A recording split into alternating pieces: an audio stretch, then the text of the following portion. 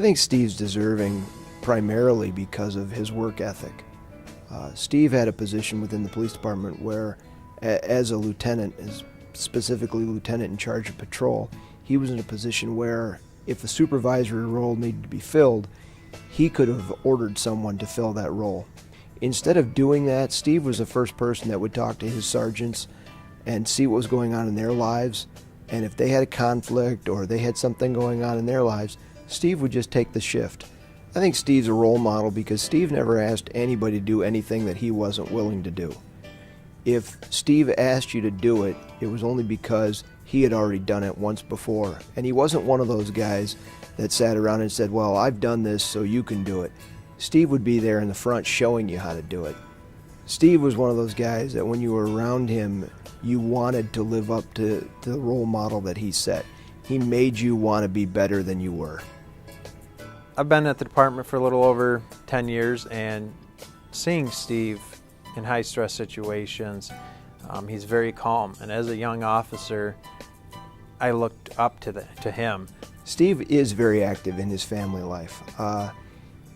When he wasn't at work, he was always doing something with the family, whether it was his kids or his grandkids, or even his in-laws or his parents. Every time I would talk to him, he would be going to help somebody out, whether it was changing the brakes on a car or helping somebody with their travel trailer. He was constantly working. I don't know that I ever heard him ever tell me that he had a day where he just went home and sat around and did nothing. He was the most senior officer at the police department, and when we have these younger officers coming up, you know, he looks over them and he helps them throughout their career. The one thing that always comes to mind when I think of Steve London is this amazing memory. And we laugh about it in the police department because when you ask Steve London a question, you better be prepared to sit there for 15, 20 minutes to hear the answer. I'm telling a story, and maybe I don't remember all the facts of this story. Steve would step in and say, whoa, whoa, whoa. And he would continue to tell that story.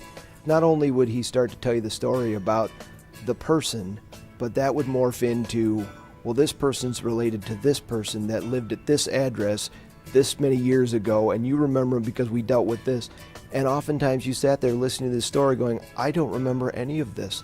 So if I ever had questions, Steve was always available. It didn't matter if I was working the night shift or the day shift. I could call him at 7 in the morning, or I could call him at 3 in the morning. He never got upset or anything like that, even though he could be in the middle of his night sleeping, and he was just very helpful. Not only was he a great employee to the police department, putting the needs of the police department first, he was also a great boss because he took care of his people.